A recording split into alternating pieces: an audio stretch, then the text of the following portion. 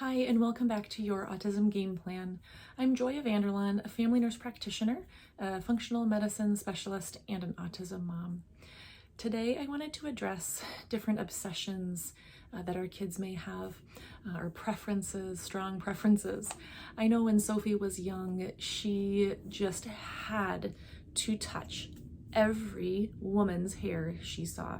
If that meant crossing the street suddenly, if a woman was on the other side of the street, if that meant dashing across the grocery store or the bank or church, to frantically touch hair and say, hair, yours is the softest hair I felt.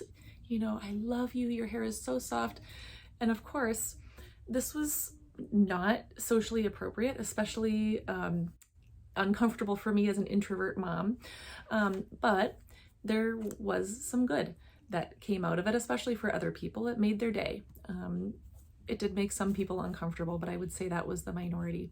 So things like this, where our children have these obsessions, these needs, these compulsions almost to perform a certain thing or have a certain thing, or for instance, line up their toys like we always hear about with autistic kids.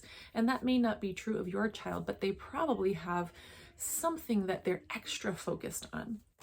What I want to talk today is about how do we handle that as parents? Do we allow it? Do we encourage it? Do we discourage it? Do we completely ban it? How do we deal with those things? And I would say, first and foremost, it's important to ask ourselves a couple of questions. The first being, is it hurting the child? Is this obsession or focus hurting them in any way? Is it knives that they're obsessed with, or is it playing in the toilet water that they're obsessed with, or something that is not safe for them? And secondly, is it causing a problem, a danger to others? So if it's a danger to themselves, if it's a danger to others, it's a pretty clear no. And in that case, what we need to do is see if we can find an alternative, or do whatever it is, maybe to a lesser degree. Obviously, an example of knives or toilet water is probably not something you can find a lesser degree of, but maybe you can change it. Maybe they like playing in water. Maybe you can fill up the sink with water and they can play with the water.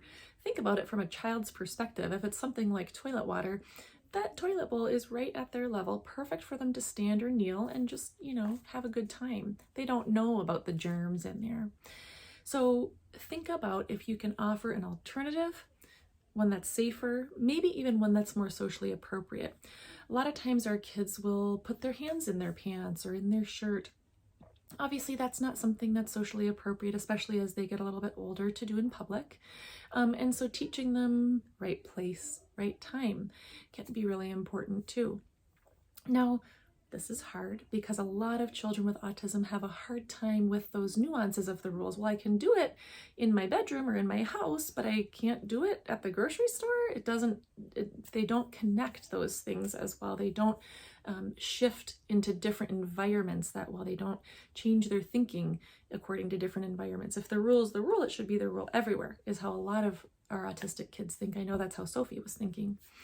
So if the answer to those initial questions, is it hurting them? Is it hurting anybody else? If the answer to those questions is no, it's not hurting anybody, then we have to ask ourselves, are we trying to stop them because we're uncomfortable with it, or because it truly is a problem, right?